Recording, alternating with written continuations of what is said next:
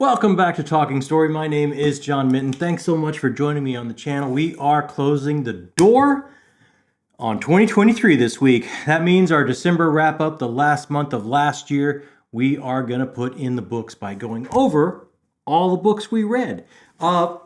Starting off, a couple that I don't have physical copies of because I used the e-reader. One, thank you so much to NetGalley and Blackstone Publishing Group for getting me an early e-arc of The Glass Box by J. Michael Straczynski. This was a very interesting book. It made my list of my most anticipated books coming out in 2024 because I'm a huge Babylon 5 fan, and I absolutely wanted to see what J. Michael Straczynski was up to and read his new book. And it was a really interesting, uncomfortable, angry book. He had some things to say about the world we're living in right now. I've got a full review up right now on the channel. I'll throw a link up here. Go check it out if you're interested in this book at all, want to see what J. Michael Straczynski is up to, other than his comic work, which he's been pretty prolific with lately as well. And this book, it kind of just takes a very little sidestep into our very near future, like months, within a year maybe up in the future, if we don't slow down and start to meet in the middle from these extremes that we're finding ourselves in ideologically. Listen to each other, have some empathy with each other, take each other seriously, and start to find some common ground. If we don't do that, this is it's a book that kind of shows us the path we're on.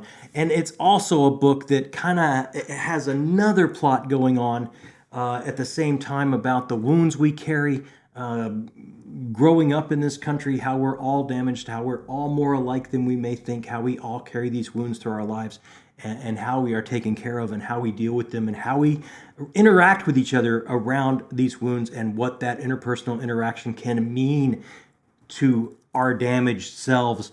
It had a lot to say. I would not recommend it to everyone, but to the people that are interested or it may be something that speaks to them, I would recommend it 10 out of 10 times. Check out the full review if you have interest at all. This is Glass Box by J. Michael Straczynski. Also on the e-reader, I read a short story that kind of comes in between Kagan the Damned by Jonathan Mayberry, the first book in the trilogy, and the second book in the trilogy, Son of the Poison Rose. This is a short story that kind of takes place between those two books, and it is called I Say Your Name in the Dark Nights by Jonathan Mayberry. And I wanted a little palate cleanser between some of the larger reads of this month, so I just grabbed a short story that I had because I do want to get to book 2 here coming up, because book 3 does come out this year in August, and I want to be primed and ready for it. And this is kind of as Kagan's wandering after he's hitting his rock bottom, and he's just wondering. He has to fight a group of werewolves that has been basically had a bounty sent after him. So it was fun. It was a nice, fun palate cleanser. If you do get into this trilogy, you may want to check it out. It's only available ebook, I believe. And let's get through what I did physically this week, all the things I read this month. And I started the month with A Fool's Hope. This is book 2 in The Last War by Mike Shackle. I have enjoyed this trilogy so much. It is, I would say it's grimdark, whatever that means. It's a dark fantasy. It's a military fantasy. It's an Asian influenced fantasy. But at the same time, it gives you glimpses and scenes of so many other places in the world where they have paid the price of combat. This is a brutal book that tells the story of an invasion and the resistance rising up during the occupation after that invasion. And wow, what a group of characters. Not all of them military, some just average people trying to get along, and the moments in history in this trilogy is calling upon them to be a hero and to make a difference in their world. How will they fill that bill? Were they able to fill that bill? How far will they have to sink in their moral compass to do what they need to do?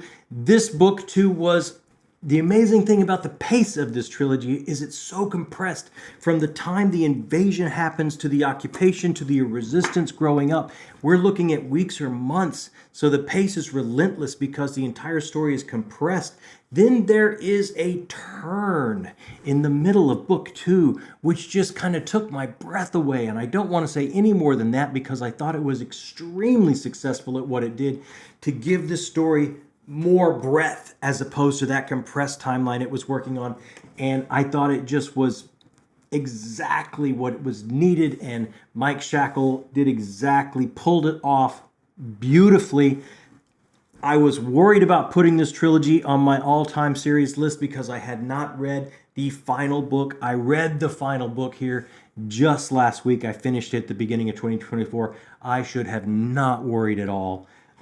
This is, if you have not read this trilogy, this is a great one to check out if you like your fantasy a bit on the darker side with amazing characters. In December, I also went back to one of my all-time favorites of Joe R. Lansdale, the Mojo Storyteller himself. This is the most recent Hap and Leonard book. It was not my favorite in the series, but every time I get to spend time with the boys, it is great. Hap and Leonard, if you're not familiar with this series, if you kind of take a hippie from the 60s and you would put him together with hardcore conservative that happens to be an African-American gay man, and you put them in a small town in Texas and they just stumble into one unbelievable horrible problem after another. They get into case after case after case, and going along this path with them has been a delight. And I always, every time a new Hap and Leonard book hits, this one was it reminded me quite honestly of an old Roadrunner Bugs Bunny Coyote cartoon, because it almost seemed like a chase from beginning to end. And I kind of like it when Joe R. Lansdale slows down a little bit and spend some quality time with the characters. But it is a lot of fun. Always his colloquialisms, his regional way of writing. He is a Southern writer, and he has a turn of phrase that will make you laugh out loud many, many times through the book. One of my favorite Southern authors, and this was a fun time, but not one of my favorite in the series. Also, one of my all-time favorites, anyone that follows this channel knows, Robert R. McCammon. This is the penultimate book in the Matthew Corbett series. This is 7 Shades of Evil. Now, this is a book of short stories that kind of fills in some holes in the history, kind of after Speaks the Nightbird, before or kind of in between Speaks the Nightbird and Queen of Bedlam, and Mr. Slaughter kind of in there. These are some short stories that fill in some holes of Matthew Corbett, as well as Hudson Greathouse, as well as Barry Grigsby, as well as Miss Kennedy herself. So some of the main characters in that series kind of get the spotlight fully shown on them in their own short stories, so you can kind of see what's been happening along with them as this series has been going on and focusing primarily on Matthew Corbett. Always great prose, kind of that neo-Dickensian style that Robert McCammon has mastered in this series. It will transport you to another time. If you have not started this series with Speaks the Nightbird, if you've tried Robert McCammon, and I know he's getting a lot of love on BookTube lately for Boy's Life or Swan Song, but you haven't gone all in on like a massive series and you were thinking about it, pick up Speaks the Nightbird. It is a historical fantasy, but it has some shades of horror, and as the series goes on, those shades kind of color in the margins more and more and more. And wow, the character work is phenomenal. The prose work is phenomenal. The pacing is phenomenal. The reveals and the mystery are phenomenal, book to book to book. And it's just, he's one of the best to ever do it. Again, another Southern writer that I will put right at the top of my list. This is a series that a lot of people have been sleeping on for a long, long time, and the time is now. Pick up this series.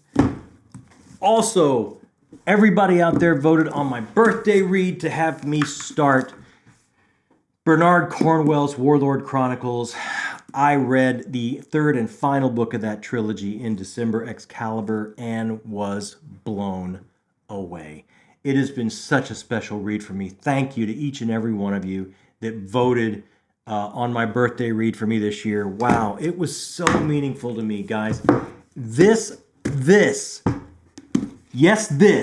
makes it on my all-time fantasy list because it is fantasy. People will tell you, no, that's historical fiction. I will die on this hill. I will argue this until the cows come home or I turn blue in the face or pick one of the above.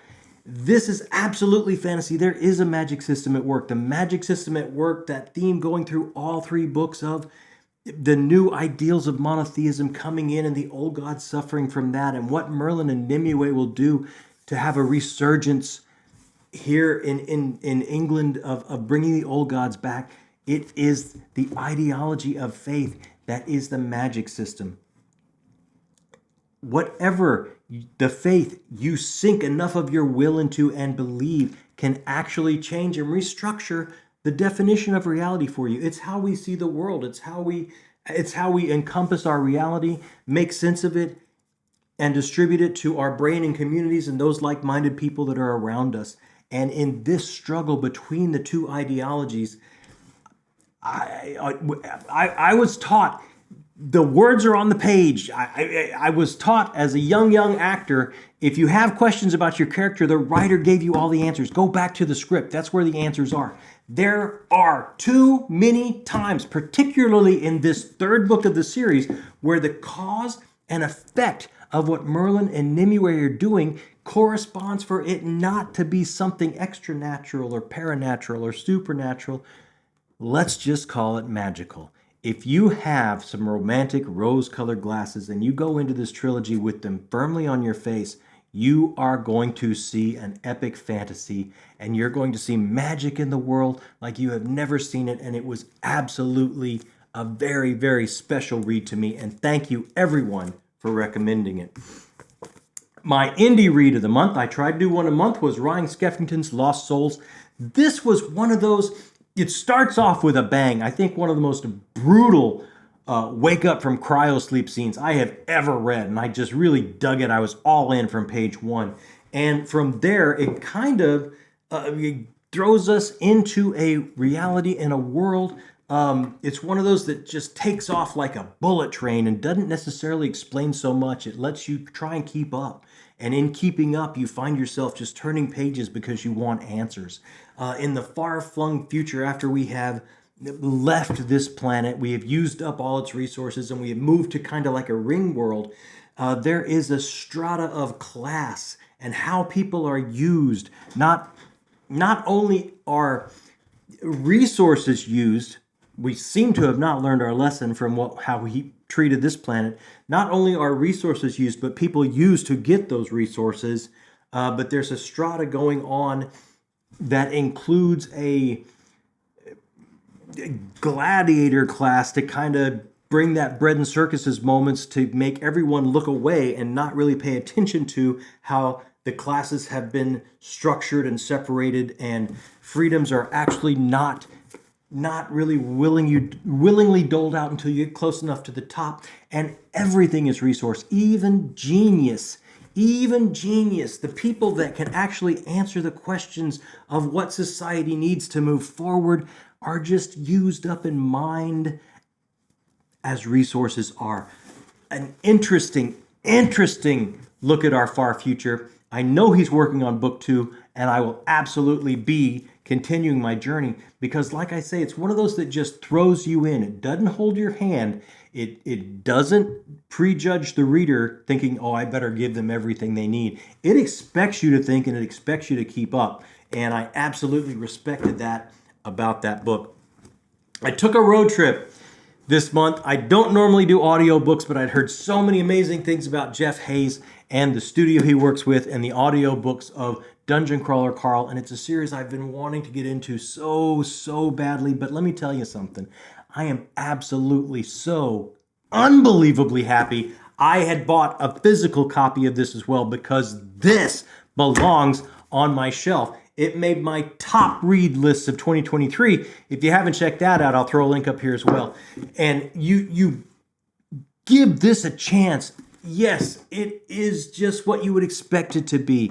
It's a roller coaster ride. It's an e-ticket to that amusement park. It's pure fun. It's cotton candy. It's a Snicker bar read. It's whatever you want to call it when you're just thinking you're grabbing empty calories or a sugary treat, something that, you know, you'll just blaze through and have a great time with. Yes, it's all of those. It's lit RPG. If you're a gamer and you're familiar with how games work and you level up and you pick a class and you meet characters and you meet NPCs and all those experiences, except you're not going to have to wear your thumbs out here to get the story. It's just laid out for you beautifully, and going all the way through the middle of that is actually some interesting satire when you start to realize that the world has been decimated by an alien race. They have smushed everything flat. They have taken the resources of the smushing and they have created an underground dungeon, and whoever can make it through the doorways is going to be a contestant in the most watched reality game show in the galaxy. And it's people trying to navigate and make their way from floor to floor to floor to floor as they descend this dungeon. Now, each season is produced by a different corporate entity. And this corporate entity, you start to get glimpses behind the curtain of the politics, the inter-office politics going on with this corporation that is producing this. So you start to see some really interesting satire. You start to see some really interesting satire about celebrity and how we all are striving to be with the birth of the reality game show, with the birth of everyone has a studio in their pocket with that phone and they can tape their best moments, their lowest moments, and share them with everyone. We ourselves have become Big Brother, and that search, that thirst for celebrity, it's a very, very interesting satire about all of that mixed in with all the sugary goodness of just a thrill ride. This was a fun read. And my favorite, I gotta say, my favorite character of the year, Grand Champion Princess Donut. I am so here for you. I am so here to keep going on this journey. It was a blast. And I finished the month with the Chonker. During my Cosmere catch-up, I had gotten back to Book 2 of Stormlight Archive. I finished December, I finished the year with this, and I did not want to put out my best of 2023 list until the very end of the year because I had a suspicion that this would be somewhere on it. I wasn't completely sure that it would overtake the entire list and be my number one read of last year, but it absolutely was. I just loved so much about this, the character journeys. The wounds from their past as the flashbacks happen that they have to overcome to be able to move through this reality, this world that is experiencing this complete reality of cataclysm and rebirth over and over again. And these characters that are in the throes of it at this time, at this moment, having to figure out what happened in the past so they can have a chance in their present. And then how does it tie into the broader Cosmere? I've said this before. I think Brandon Sanderson to me is on that level of Stan Lee or Jack the King Kirby, of creating a cosmology or a shared universe that goes beyond just a fantasy world that has politics, fashion, economy, ecology, all these things. It's actually an interconnected cosmology. It is absolutely mind-blowing. I appreciated it so much. And at the very core of it all are these character journeys with Shallan, Dalinar, Kaladin, and even some of, not just those three, but Jasna and Adolin and some of Dalinar's sons. And you can tell the writings on the wall going forward, they're going to become even more important. What he's created here, and I started to see some glimpses of it in Mistborn, that he's such an architect when it comes to plotting. Every little breadcrumb he drops as he moves forward in a story pays off. It links up and it comes together and it pays off into these breadcrumbs just become a string of pearls as you move through and you get to the end of that trilogy or the end of that series or the end of that short story or book, whatever it is he's working on. And there's nothing wasted. It all pays off. And to see it in this grand epic fashion of having a first arc of 5 massive books and then a time break and then 5 more. The complexity of what he's building, the architecture of plot as he's meticulously putting it together and as one moment builds upon the other. I just absolutely appreciated it. I'm not saying it's for absolutely everyone. We all bring ourselves. And I've had some comments, and very good comments, very well thought out, thoughtful comments of other people bringing different aspects or different ideas to it that really made me stop and think. But for me, I just truly appreciated it. And it was my read of 2023. So here we go. And just imagine there would be like a little book here and another short story on top if I had physical copies. So this was our 2023 month of December to close out the year. I couldn't have asked for a better reading month. I couldn't have asked for a better reading year since joining BookTube and getting all the recommendations from everybody out there that has checked out the channel and left a comment. And comments are what we're all about here at Talking Story. It's why we started this channel.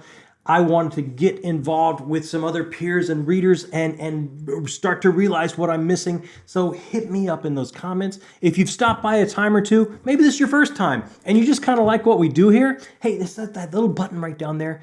Subscribe. It's so easy. It's a click. It's one little boop. That's it. It's all it takes. And it is so right. It feels good when you do it. And that little thumbs up, it helps everything we do here if you want to keep coming back. And we hope to see you again. It's the whole reason we put this together is to talk to you. So hit me up in comments. And I cannot thank you enough for the 2023 you have given me as someone that loves story, because I had been missing so many amazing authors, just sticking with my tried and true favorites. And all the different avenues you guys have had me go down and try have just paid off for me in just unbelievable ways. So from the absolute bottom, thank you all that have hit me up in the comments. That's it for us, guys. That wraps up December. That wraps up 2023. My name is John Minton, and this has been Talking Story.